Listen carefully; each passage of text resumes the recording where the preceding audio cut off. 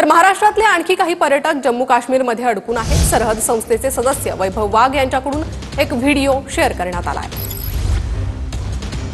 प्रत्येकजण कालपर्यंत पुण्यामध्ये सोशल मीडियावरती, पेपरच्या बातम्यांमध्ये, टीव्हीवरती आपण बघणारं एक वेगळं चित्र काश्मीरबद्दल आपण बघतोय, वाचतोय प्रत्येकजण आपापल्या पद्धतीने। पण आज सकाळपासून मी श्रीनगरमध्ये आहे। श्रीनगरमध्ये आपले महाराष्ट्रातले हजारो लोक कालपासून इथे होते। त्याच्यामुळे आता आपण श्रीनगरमध्ये एका हॉटेलमध्ये आहोत। या हॉटेलमध्ये आपल्याला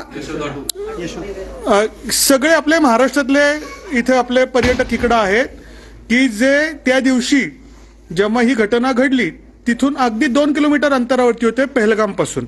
ऍक्च्युअल तिथे काय घडलं तर ना आपण प्रत्येक जण प्रत्येकाने काय अनुभवलं ना ते आपण यांच्याकडनं ऐका। जेव्हा मी 15 तारखेला इथे या हॉटेलमध्ये आलो, हॉटेल रिव्हिएरा, त्यावेळेला जेव्हा माझ्या बॅगा वगैरे आहे तर मला मदत करण्यासाठी सर्वात प्रथम कोण पुढे आलं तर हा सोहेल आला।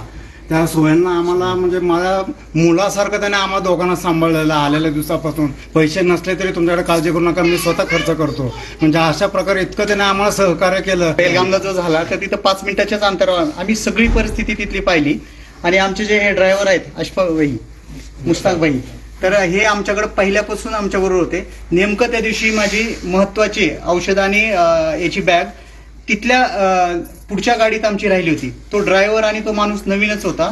शेवटी आम्ही त्याला कॉल केला तर तो आमच्यासाठी हल्ला झालेला असताना सुद्धा पहलगामच्या पोलीस स्टेशन जवळ तिथं येऊन आमची ती बॅग पण त्यांनी दिली। इथलं जे सहकार्य लाभलेलं आहे म्हणजे आम्हाला लाल चौक असो कुठल्याही गोष्टीत, सोनमर्ग, गुलमर्ग, इकडं प्रत्येक ठिकाणी त्या स्टेजपर्यंत जास्तीत जास्त न्यायचं कसं केलं आणि इथल्या लोकांचा सपोर्ट इतका आहे, त्यांना जे प्रोत्साहन मिळेल तसं आपण इथं नाही केलं पाहिजे। आम्ही तिथे घाबरलेलो होतो, पण जेव्हा आम्ही इथे हॉटेलवरती रूम मध्ये आलो तिथल्या स्थानिक लोकांनी किंवा इथल्या ड्रायव्हर्सने, मॅनेजरने आम्हाला एवढा मानसिक आधार दिला की तो इन्सिडेंट आम्ही धैर्याने घेतला।